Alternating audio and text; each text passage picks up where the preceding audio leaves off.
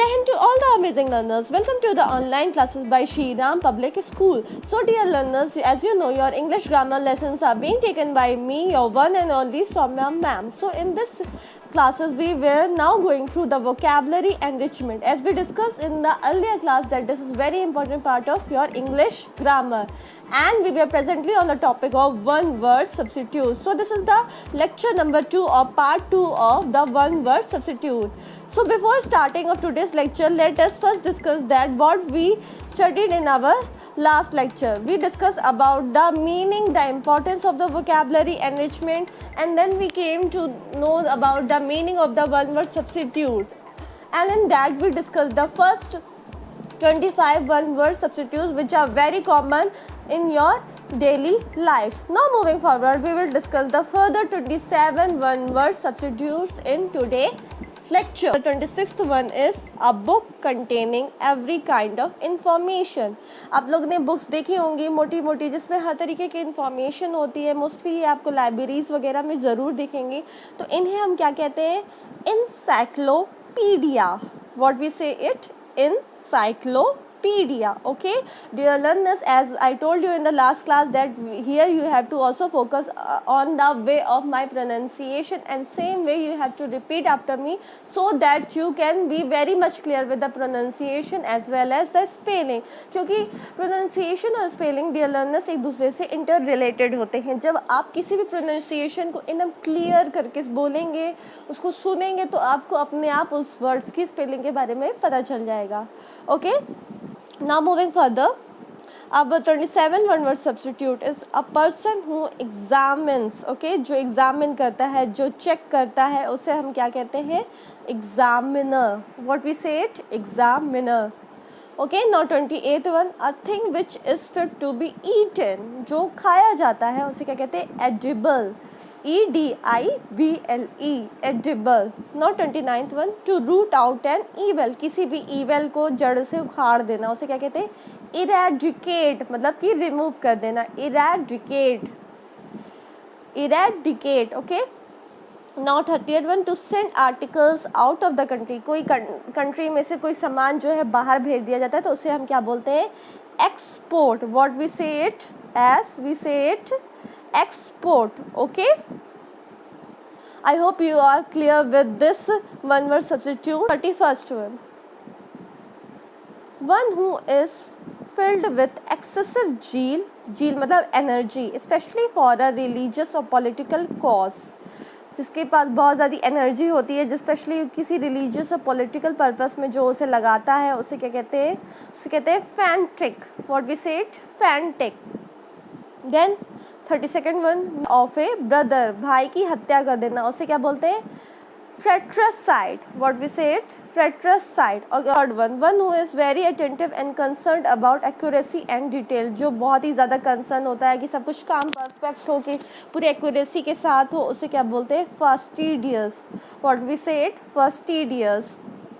Then 34th one, a period of 2 weeks. 2 week का जो period होता है उसे क्या बोलते हैं? Fortnight. What we say it? Fortnight. 35th one, that which ends in death. जो भी एक्सीडेंट या इंसिडेंट जिसकी वजह से डेथ हो जाती है, जो बहुत ही ज़्यादा खतरनाक होता है, उसे क्या बोलते हैं? Fatal. As we can say that it was a fatal accident. मतलब कि किसी का एक्सीडेंट हो गया जिसमें उसकी जान चली गई. So we can say it he met with a fatal accident. Okay.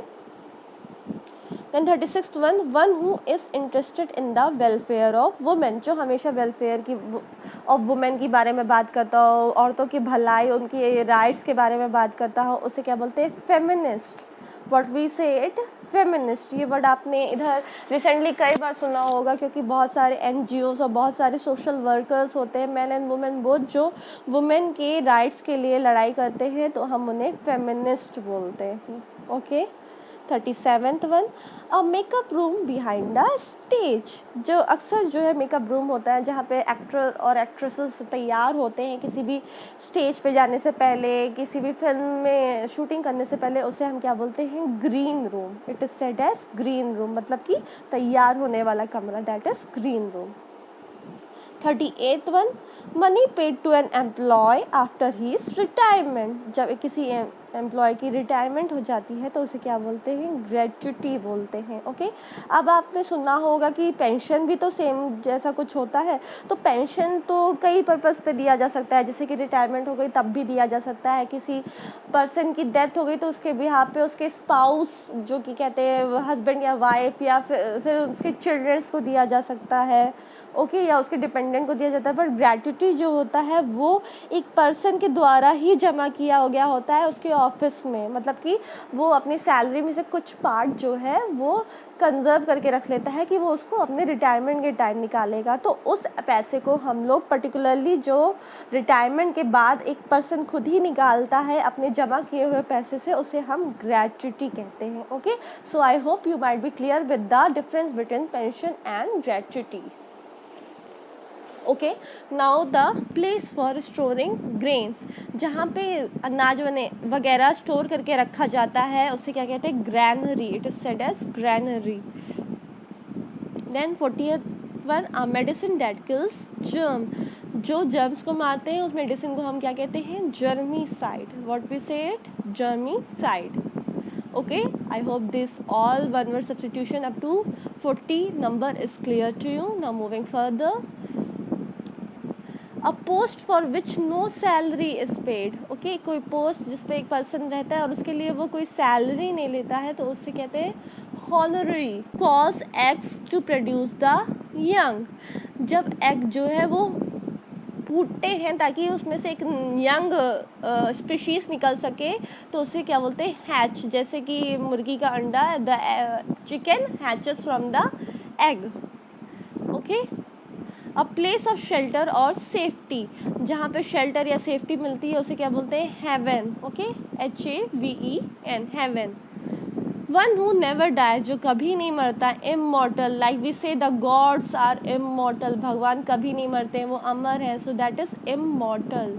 45th one, an article or thing liable to catch fire easily, कोई भी चीज़ जो वो फायर ईजली कैच कर लेती है तो उसे क्या बोलते हैं, इनफ्लेमेबल। जैसे कि आप पेट्रोल पंप पे कभी अपने पेरेंट्स के साथ पेट्रोल भरवाने चाहते होंगे तो वहाँ पे लिखा होगा कि पेट्रोल इज़ इनफ्लेमेबल, मतलब कि वो बहुत ही जल्दी फायर को अट्रैक्ट कर लेता है, पकड़ लेता है, फायर कैच कर लेता है, तो that is inflammable. Now 46th one, showing or having good sense and wisdom, जिसके पास अच्छा दिमाग होता है, विवेक होता है, बुद्धिजीवी जिसे हम हिंदी में कहते हैं, in English that is known as judicious. What it is, judicious. Okay, 47th one, a special skill और एबिलिटी, किसी के पास कोई स्पेशल स्किल है, कोई एबिलिटी की, जैसे कि कोई अपने आप क्रिकेट बहुत अच्छा खेलता है, कोई किसी की राइटिंग बहुत ही ज़्यादा सुंदर है, तो वो एक स्पेशल एबिलिटी या स्किल होता है, तो उसे हम बोल देंगे knack. Okay, like Reema has a knack over writing, उसकी राइटिंग जो है बहुत अच्छी है, नैक एबिलिटी है उसके पास, स्पेशल है। अ प्रॉब्लम और क्वेश्चन हार्ड टू सॉल्व, जो बहुत ही डिफ़िकल्ट होता है प्रॉब्लम या सॉल्व, उसे क्या बोलते हैं, naughty. Okay, that is said as naughty. Now one who can read and write, जो पढ़ सकता है, लिख सकता है, जैसे कि हम लोग पढ़ सकते हैं, लिख सकते हैं, so it is known as literate. और जो नहीं पढ़ सकता है, लिख सकता है, उसे क्या बोलते हैं, अनपढ़, that is illiterate.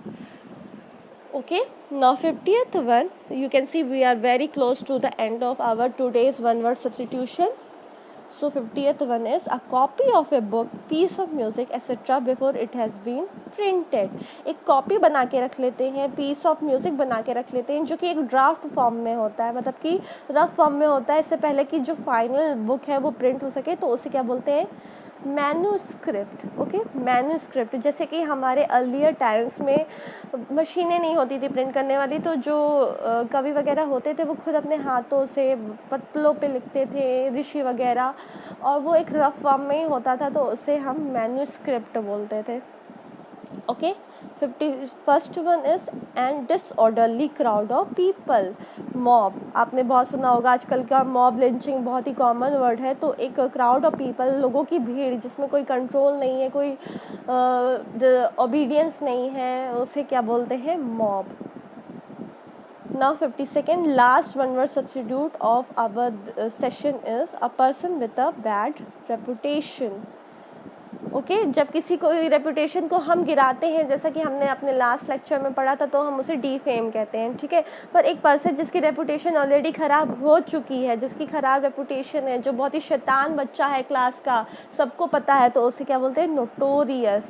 Like Rahul is a very notorious boy, Rahul is the most notorious boy of the class, so notorious. I hope you are clear with all these one word substitute of the lecture. If you have any doubt, don't forget to ask me all about for today's lecture. Thank you. Have a good day.